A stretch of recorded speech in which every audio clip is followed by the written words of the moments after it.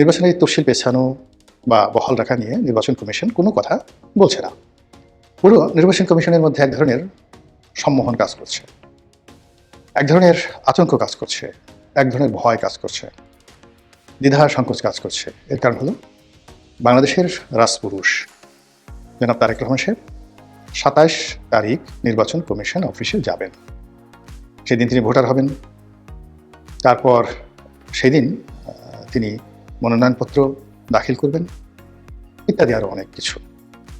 এখন এটা নিয়ে নির্বাচন কমিশনের একটা টেনশন হলো অতীতে যে নির্বাচনগুলো হয়েছে, তিনটি নির্বাচন ১৪, ১৮ এবং ২৪, এই নির্বাচনের সঙ্গে যারা সংশ্লিষ্ট ছিলেন, ডিসি, এসপি, নির্বাচন কমিশনার, প্রধান নির্বাচন কমিশনার, সকলের কপাল পড়েছে, বিশ্রী রকম পরিবেশ পরিস্থিতির মধ্যে পড়েছে। যার ফলে কি হলো, এখনকার যে ইলেকশন কমিশনে যারা কর্তা ব্যক্তি রয়েছেন, তাদের নিজের অজান্তে তাদের মধ্যে এক ধরনের সাইকোলজিক্যাল প্রেশার, মনস্তাত্ত্বিক চাপ তারা অনুভব করবে। এই জন্য করবেন বর্তমান যে আইন বা কানুন, সেই কানুনের অনুযায়ী নির্বাচনের যে তফসিল, সেই তফসিল ঘোষণার পরে আর ভোটার হওয়ার কোনো সুযোগ নেই। তো সেক্ষেত্রে যদি এই তফসিল বহাল থাকে, তাহলে ২৭ তারিখে কীভাবে জনাব তারেক রহমান সাহেব ভোটার হবেন? This is one. যদি ২৭ তারিখে উনি ভোটার হন, তাহলে দুটো প্রশ্ন। এটা নির্বাচন কমিশন কেন করবে? এই মুহূর্তে এটা নিয়ে হয়তো কথাবার্তা হবে না, কিন্তু আগামীতে যখন আবার বনের উল্টে যাবে, ঠিক সেই সময়টাতে এদের অবস্থা নুরুল হুদা বা হাবিবুল আওয়াল, সাবেক সিইসি, এদের মতো যে হবে না, এ কথা বলা যাচ্ছে না। ফলে এটা নিয়ে তারা একটা মনস্তাত্ত্বিক সমস্যার মধ্যে আছে। ২ নম্বর হলো যে নির্বাচনের যে তফসিল, সেই তফসিলটা যদি আবার পিছিয়ে দেওয়া হয় ৭ দিন, ১০ দিন, ১৫ দিন, তারপর যদি তারেক রহমান সাহেবকে ভোটার করা হয়, তখন বিরোধী দল জামাত থেকে শুরু করে অন্যান্য রাজনৈতিক দল ১০ মুখে বলবে, হায় হায়, ইজ্জত গেল, জাত গেল, কী দরকার আর নির্বাচন? তারেক রহমান সাহেবের জন্য একটা শিডিউল পিছানো হলো, আমরা থেকে বলিনি। তারেক রহমান সাহেবের জন্যই এত কিছু করা হলো, তো দরকার কি নির্বাচন? আপনারা একটা একতরফা নির্বাচনের একটা ফলাফল তৈরি করেন, আমাদের কাছে পাঠিয়ে দেন, আমরা সেটা স্বাক্ষর করে দিয়ে বা নো অবজেকশন দিয়ে দিয়ে আপনারা ঘোষণা করে বিএনপিকে ৩০০ আসনে জয়লাভ করিয়ে তারপর তারেক রহমান সাহেবকে বঙ্গভবনে পাঠিয়ে দেন প্রধানমন্ত্রী হিসেবে শপথ গ্রহণ করানোর জন্য। অসুবিধা কি? কোনো অসুবিধা নাই তো। তো এই যে কথাগুলো হবে, নিশ্চিত হবে, এতে কোনো সন্দেহ নেই। একটা হলো যদি বর্তমান বিধি ব্যবস্থা অনুযায়ী তারেক রহমান সাহেবকে কোনো রকম শিডিউল পরিবর্তন না করে তাকে ভোটার করা হয়, তাহলে পুরো নির্বাচনের বিধি ব্যবস্থা, আইন কানুন, নির্বাচন কমিশন আগামীতে একটা ফায়ারের মধ্যে পড়বে, এতে কোনো সন্দেহ নেই।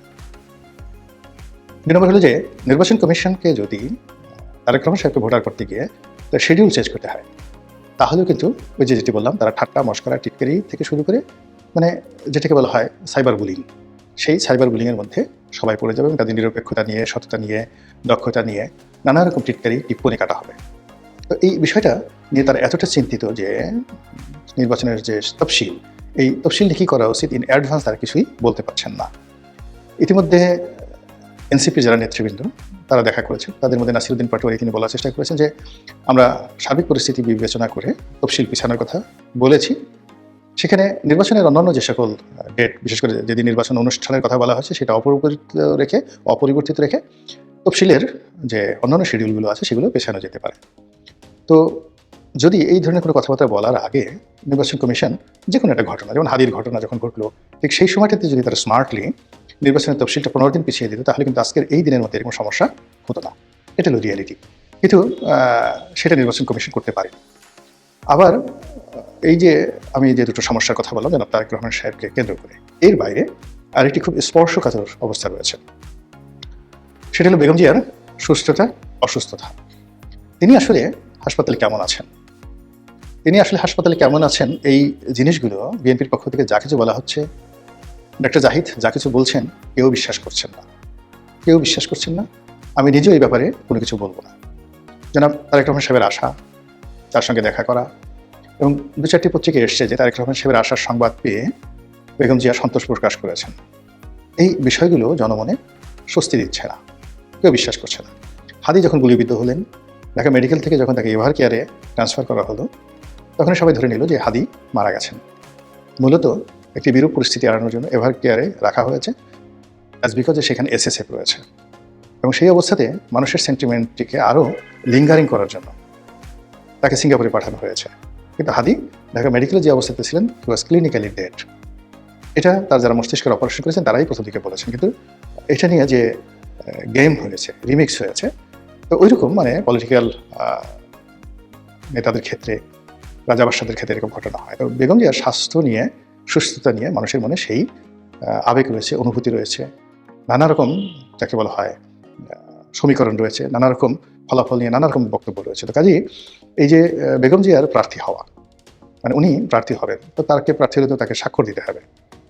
তো সেই প্রার্থী হওয়া নিয়ে একটা ধোঁয়াশা আছে। যদি তিনি সুস্থ থাকেন, যদি তিনি অসুস্থ হন, যদি তিনি প্রার্থী হন, যদি তিনি প্রার্থী না হন, এটা নির্বাচনের তফসিলের ক্ষেত্রে একটা বিরাট হুমকি বা ঝামেলা হয়ে আছে।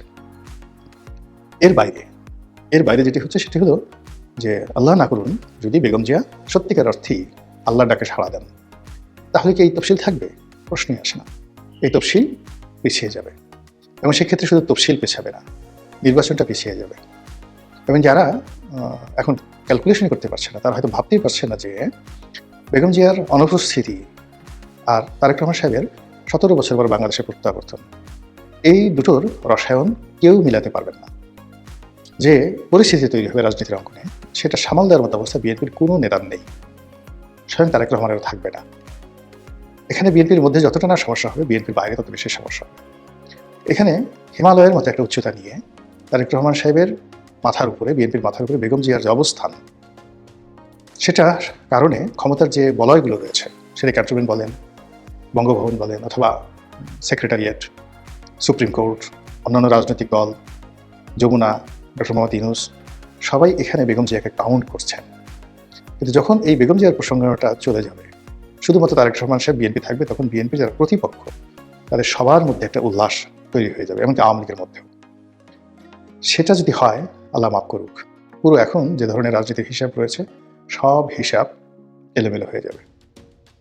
আমি যে কথাগুলো বললাম, এটা কেবলই মাত্র রাজনীতির একটা ধারণা থেকে, গণনা থেকে, এবং এটা হওয়ার সম্ভাবনা খুব খুব বেশি। কিন্তু আমি মনে মনে চাচ্ছি যে আমি যা কিছু বললাম এর একটাও যেন না ঘটে। আমি চাই যে নির্বাচনের তফসিলটা থাকুক, যথা নিয়মে আমাদের জীবনের সব কিছু যেভাবে এগুচ্ছে, আমাদের সবার জীবনে তো ব্যক্তিগত সমস্যা আছে, ব্যবসা বাণিজ্যের সমস্যা আছে, শরীর স্বাস্থ্যে মনে সমস্যা আছে, তো রাজনীতি দেশের যে সমস্যাগুলো, এগুলোও থাকবে। একটা সমস্যা নিষ্পত্তি করবে, তারও 10টা সমস্যা আসবে। কিন্তু তার সঙ্গে সঙ্গে এই রাজনীতির যে বিবর্তন, রাজনীতির যে ধারাবাহিকতা, এটা না চলতে থাকুক। ইলেকশন হোক, ইলেকশনের পরে ক্ষমতা হস্তান্তর হোক, সব কিছু স্বাভাবিকভাবে চলুক, কোনো কিছুর জন্য যেন কোনো কিছু বাধাগ্রস্ত না হয়, এটা আমি চাই, অনেক মানুষ চায়। কিন্তু প্রকৃতি এমন একটা ব্যাপার, প্রকৃতি মাঝে মধ্যে আমাদের এখানে খেলে, সেই নজরুলের কবিতার মতো, খেলিছ এ বিশ্ব লয়ে বিরাট এ শিশু আনমনে। আমাদের জন্য নিয়তি কি রেখেছে, প্রকৃতি আমাদেরকে নিয়ে কীভাবে খেলবে, একমাত্র আল্লাহ রাব্বুল আলামিন জানেন। তবে একজন বাঙালি হিসেবে, এদেশের একজন আমজনতা হিসেবে অন্তঃস্থল থেকে চাইব আমাদের দেশটি ভালো থাকুক, দেশের সকল মানুষ ভালো থাকুক, এমনকি দেশের পশু পাখি, কীট পতঙ্গ, পাহাড়, সমুদ্র, নদী থেকে শুরু করে বালুকা বেলা, সবাই ভালো থাকুক। আল্লাহ যেন আমাদের এই দেশের প্রতি খাস রহমত এবং বরকত নাজিল করেন।